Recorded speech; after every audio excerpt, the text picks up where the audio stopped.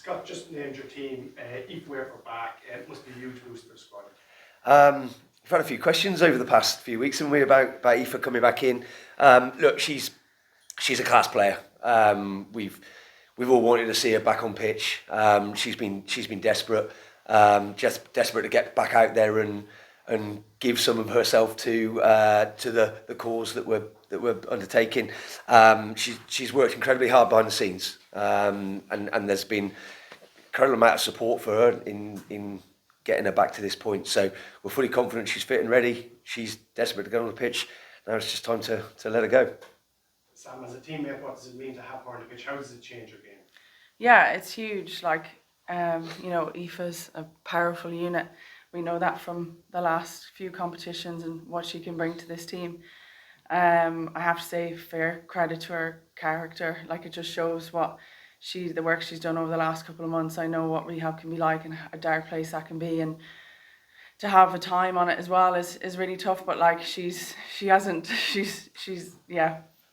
been incredibly humble throughout this experience, and it's amazing to watch her, the gains she's made week on, week out. And I've worked with the physio she has as well, and he's unreal, Admias. He puts you through your paces. I know how hard that must have been physically and mentally. So it's great to have her in, great to have her back. But yeah, this squad has never been about one player of the 23 that takes the field. It's about all of us, the girls at home together.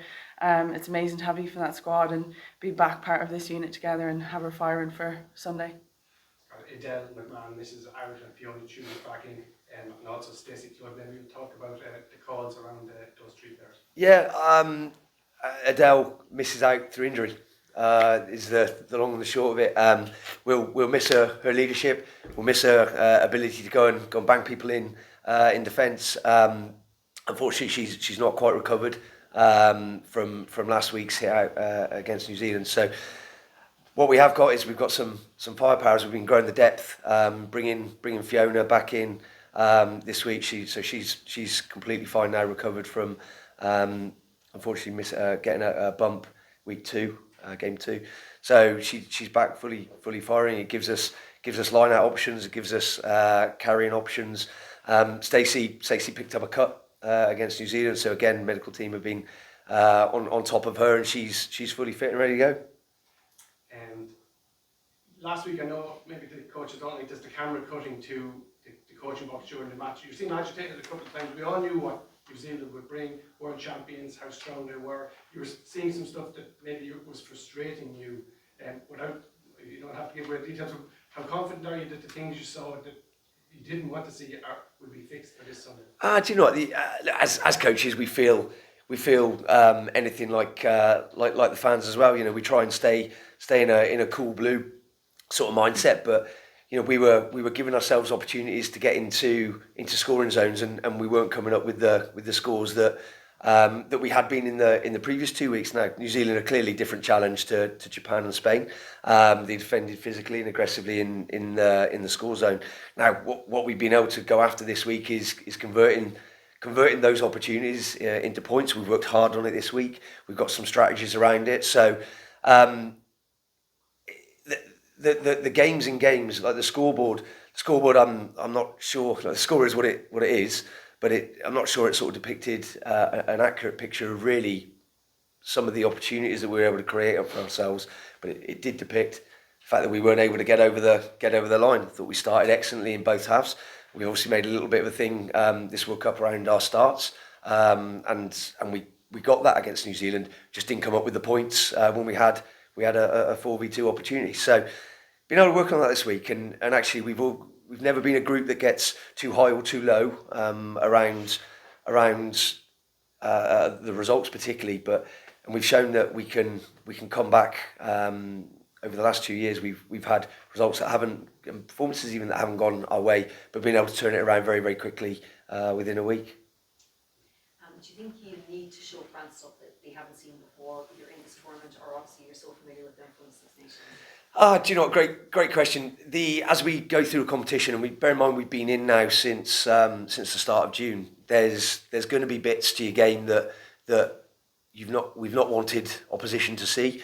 as well as our own ability to learn as we go through a competition. So yeah, look, there'll be some bits that they've not seen. Of course, they will. I'm probably not going to tell you exactly what that is, but we'll give them some challenges. Do we know them pretty well? Yeah, we're lucky we get to go against the France fairly regularly within the Six Nations. And if you look at what we've done over the last 2 years, we've definitely closed the gap. We've got to now just convert that into points and a result. Sam, obviously with any World Cup, the deeper any team goes, fatigue inevitably becomes a factor. What's that been like for you? You haven't played 4 test weekends before, largely this core group of players. So what is that like? How are the bodies feeling going into this one? Sorry, can you say that again? I missed the middle part. Sorry, because I was talking so fast.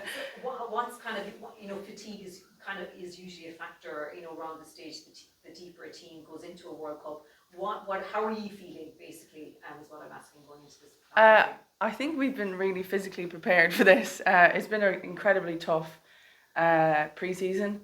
I think that's put us in a great place at the minute. And, coming off the back of the Six Nations as well, that's 5 tests. And that's what we're into now, including the two warm-up games, these 2 games. So yeah, going into it, look, I think it was a very physical game at the weekend. We've recovered really hard. It was a long journey down to Exeter, but on the end of that, when we got here, we had a lovely evening, and even a few of us got down to the beach as well. So nothing like cold water to refresh the mind and the body. But no, we've trained really well this week. I think if you we were incredibly disappointed on Sunday. If you take the emotional side of it, we created opportunities. So this week is all about being extremely accurate, which we've been implementing and training, which is great. And then we have captain's run tomorrow to fine tune a few bits going into Sunday. Sam, you spoke about being frustrated on Sunday, but in the post-match you were obviously frustrated, but you were also very kind of calm and collected and talking about how you just need to pick yourselves up and really go for this quarterfinal. How have you done that? How have the players done that, I suppose, mentally kind of switching back from, okay, that defeat, but how do we switch on now for France during this week? I think, like as I just said, we were incredibly frustrated, and I think I was quite calm after the match because I knew we had created opportunities. If we weren't playing the game where we wanted to, or not creating them opportunities, then I think I probably would have had a different headspace. But I knew it was there and it was within our control. I was extremely frustrated we couldn't get a score, especially for the crowd that were there, who were absolutely out of this world.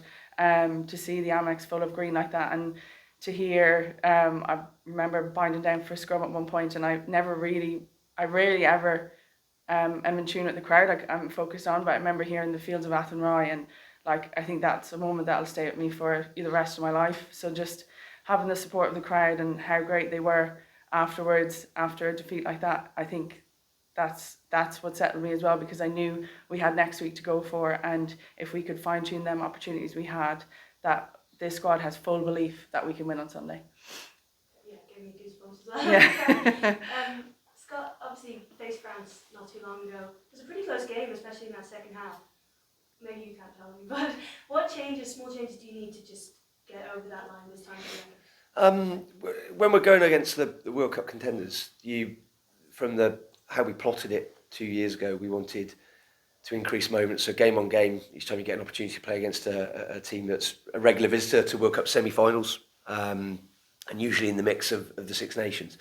We want to go deeper into games. So that game we went to 70 minutes, and then a couple of decisions from our own players and bounce of a ball, and it opened up a 10 point gap at the end of the game. So what we don't like, we looked pretty hard at the time back at that game, and we know there's more layers to our performance that we can learn from and keep growing. So essentially we know this is a World Cup quarter-final. It's probably the juiciest fixture of the round.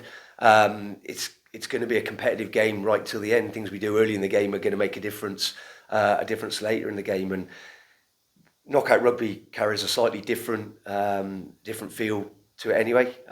This is your ultimate winner takes all, isn't it? So we've got some ideas. We've got some ideas around how we can keep implementing the strategy. The players, I've got to say, through the whole of this World Cup, have taken the learnings from playing 2 years ago. We played against Spain in a WXV3 final. So the winner takes all.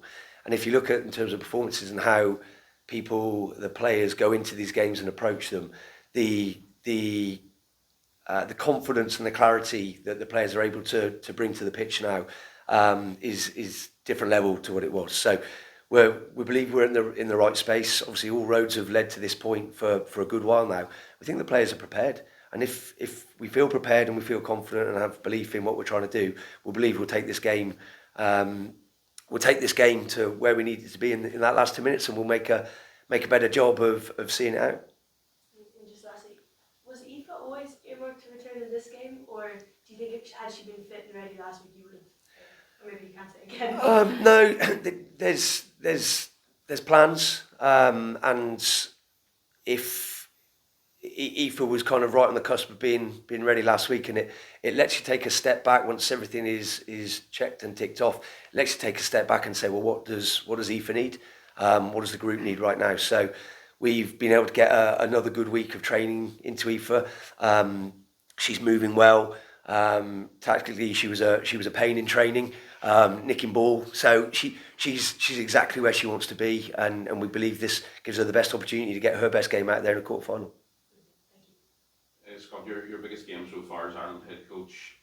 Just reflecting on the last 2 years, the journey, the growth in the group. And obviously, you know, you're a professional here to do a job, but just how much has that meant to you, even almost at a personal level, to be part of that right up to that occasion last weekend, the public's imagination captured by your team? I got hairs on my arm, thinking about the anthems. It was a really special place to be last weekend, from the players leaving the hotel to embracing what the crowd looked like. The 2 years it's been a special 2 years. From where we started, people have asked me, you know, is this happening faster than we predicted? Well, maybe it did, but the time is now. We got to a World Cup at the first opportunity. We've been able to qualify for the quarterfinals through the first 2 games. So that's the earliest opportunity we could get to this point. So to this moment, we've been able to check off things that we believed could happen. We've been able to action them. We've had eyes on the World Cup contenders, getting better performances, more moments, longer in games over the last 2 years, and it leads to this point. So we kind of predicted the challenge that we'd get in this round. So it's been something we've been able to prepare for over the pre-season, as Sam's alluded to. The physical condition of the girls, as we go deeper, has proved we've got an awful lot right. So we feel prepared, we feel fresh. It's been a privilege to watch the girls go, but we think we've got a couple more weeks in us yet. And the calibre of people you have with you, I mean, obviously you've lost one of your co-captains for this weekend, and you know, somebody who brings a lot as a leader and a person, but we both your centres, Higgins, Aoife Dalton, up for the mixed zone on Sunday, and then again on Wednesday in here, and they both spoke very, very well. And is that something that's reassuring you? How have you seen that behind the scenes as well, and just the fact that they're able to reflect so well on last weekend, what's behind in such an occasion and quite a heavy defeat, and then also what's to come this weekend, biggest game of their lives so far? Like I said, we've been preparing for this point for a good while. I think the girls that you just mentioned there, we've been growing both on and off the pitch over 2 years. So, and we'll use Aoife Dalton as an example. She might not have said that much 2 years ago. She probably doesn't talk the house down now, but when she talks, people listen. She's accurate, articulate, supportive, can offer challenge in the right space and the right way.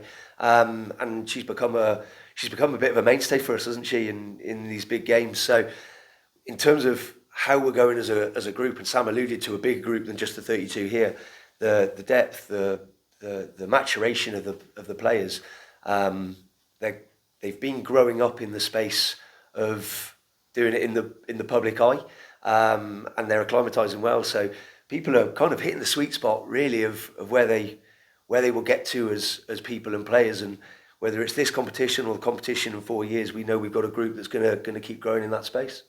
And Sam, just a word on the Dale. I mean, it's tougher obviously missing out in the World Cup quarter final. You've both had your time out, but Yeah. you know her better than most, just so that she's not forgotten this week. Just what has she brought to this group over the last 2 years, both as a leader and a person?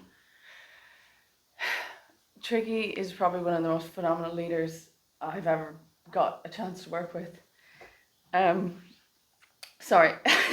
She puts everyone else before herself, and she always has done. I know after that New Zealand win, and she got that knock, like, she was still the most incredible captain and galvanised that group after such an emotional win, and she always has done. No matter what's going on in her own personal life or whatever, she puts this team first, and you can see that on the way she plays, the way she leads this group, the inspiration she is to all the girls around her. She does everything she can, whether she's playing or not playing, to get this team in the right place for Sunday. And I think that's why, you know, I have so much love for her. You know, she's one of them people you die for, and I think we're all playing for her Sunday as well. You know, she's such an inspiration to this group. And yeah, we're good not to have her there, but we'll get her back for the semi.